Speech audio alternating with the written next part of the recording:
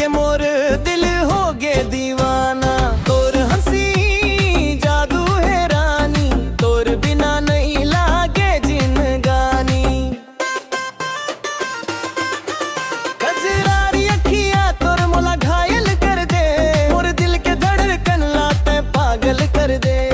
चूड़ी के छन छन पायल के झनकार, तोर रूप देख के हो गे मोला प्यार। गाँव के गली में जब तक चल खस एक तरह के, मोर मन उड़ जाते तोर पाछू पाछू जाके। तोर बोली मिठसरी जैसन मीठ लगे, तोर नाम लेता हूँ त मनवा मुस्कुरा गे।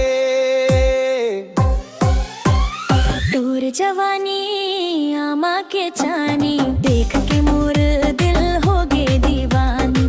तोर हंसी जादू है रानी, तोर बिना नहीं लागे जिंदगानी। तोर बिना नहीं लागो जिंदगानी।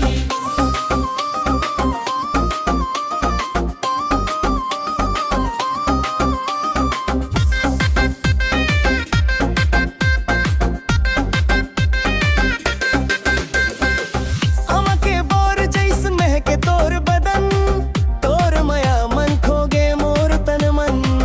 चंदल जाते तोर मुखड़ा निहार के, फूल मुस्कुराते तोर संग बहार के।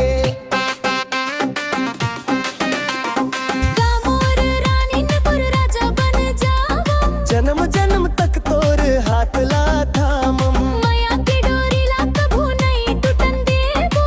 तोर संग हंसत गाव जिंदगी ला जीबो। जी हाँ ते जाबे ओ हमें संग चली हो, तोर दुखलापन दुख समझ के सही हम। माया के गीत ला मिल के गाबो हम। 7 जन्म तक संग निभाबो हम।